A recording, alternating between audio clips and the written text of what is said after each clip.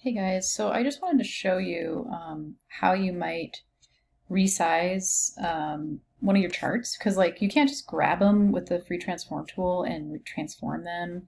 Like they just won't resize without a little bit of a trick. So use your selection tool, your black arrow tool, click on it, and then do Object, Transform, Scale.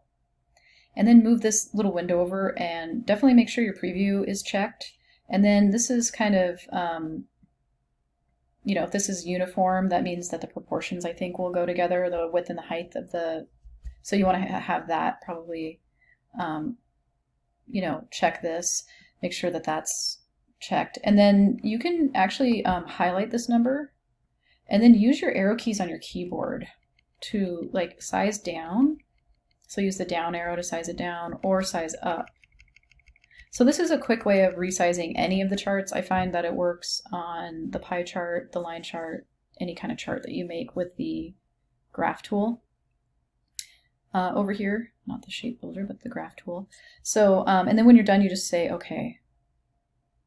So maybe I wanted to size it down to like 90% or 88%, push OK. And then that's how you would resize a graph. And I find that that's pretty much the only way to do it unless you vectorize it first, which there's some problems with vectorizing it because once you vectorize it, you can't change the numbers very easily or anything like that, or change your proportions very easily. So yeah, that's how you do that.